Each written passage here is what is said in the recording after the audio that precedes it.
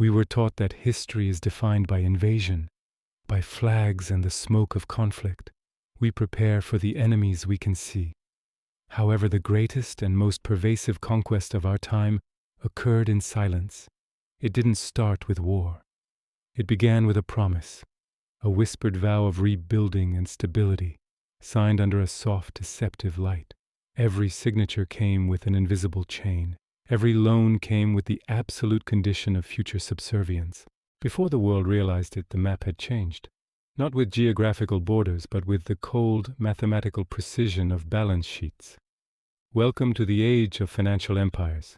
This is a world where nations don't fall to physical armies, but to the relentless compounding pressure of interest. The weapons are interest rates. The soldiers are bankers and economists. Today we reveal how the world became a massive financial colony, not owned by kings or presidents, but by creditors who operate above the law. Debt has become a superior form of domination. Unlike old empires that ruled through fear and violence, this empire rules through clean, elegant, untraceable numbers. The victims? Entire generations have been quietly enslaved by a system they were told was simply normal. You see, the greatest trick in history wasn't hiding wealth. It was concealing control behind the illusion of widespread prosperity. We are going to reveal how the world became a massive financial colony, owned not by kings but by creditors. It all began with the wreckage left behind after World War II. With cities bombed and currencies worthless, a void emerged. So in 1944, the victors, the financial architects, gathered in a quiet mountain town called Bretton Woods. They didn't bring armies. They brought bankers, economists, and lawyers. Together they designed a system in which the US dollar would become the global reserve currency, the golden standard by which all others would be measured. It sounded like global stability. In fact, it handed absolute control to a single nation. From that moment on, every major economy on Earth became structurally dependent on decisions made in Washington and on Wall Street. This marked the true birth of the empire of debt. The dollar's supremacy gave the US a unique, unchallenged power. Every other nation was forced to hold US dollars as their primary reserve currency. Why? Because all global trade, oil, commodities, etc., was denominated in that currency. If you wanted to play the game, you had to use their chip. This was not an external invasion, but rather an internal structural dependency. As the world rebuilt, the US provided stability, goods, and credit. Grateful for the stability, the world silently accepted the golden handcuffs. The empire of debt was thriving by extracting value not through what it owned, but through what the world owed. Consider that profound difference. Power derived from credit, not conquest.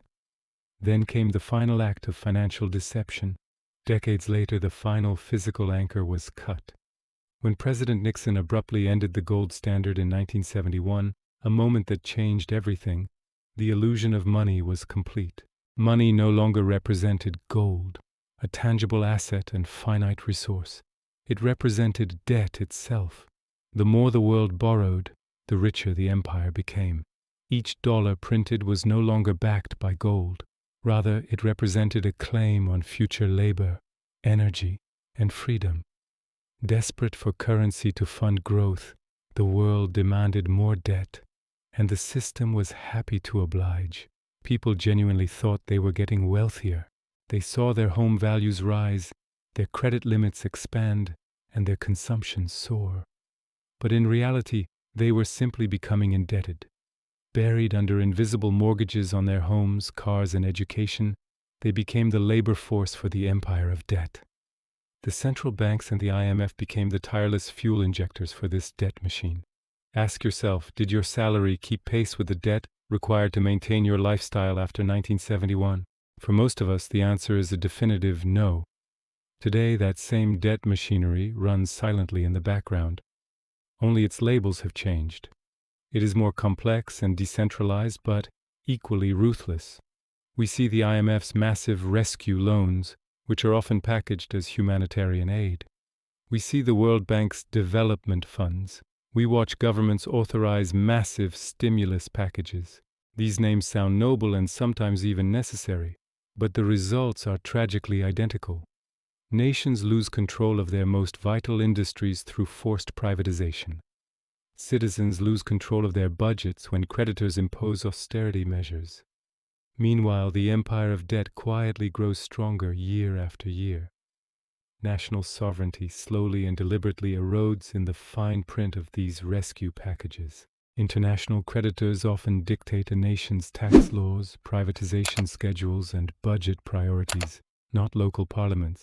It's not a political decree from abroad, but rather an economic shackle that makes the old colonial models seem amateurish by comparison. But this isn't just a story about nations, it's a story about you. Let's make it terrifyingly personal.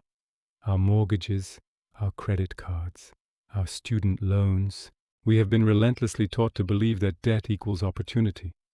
Taking out a massive loan for education or a home is seen as a smart investment, but the truth is that it's dependency dressed as progress. It's the constant need for the next credit line just to maintain our current standard of living. Banks reward us with higher credit scores for deeper immersion into the system. This incentivizes us not to succeed, but to allow the system to bind us more tightly.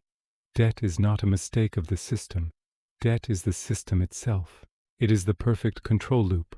Now, with the rapid rise of central bank digital currencies, CBDCs, the empire is preparing for its final stage of complete control.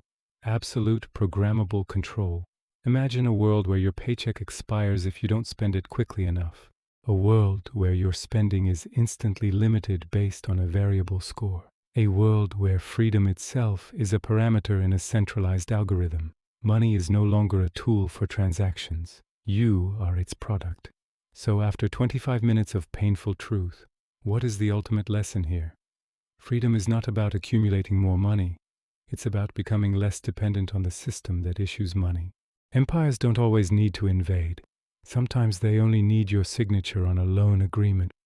The strongest empires aren't built with walls or flags. They're built with interest rates, contracts, and silence. If you found this truth valuable, hit the like button to help this message reach more people. Subscribe to Finance Legends so you won't miss the next truth about wealth and power. See you next time.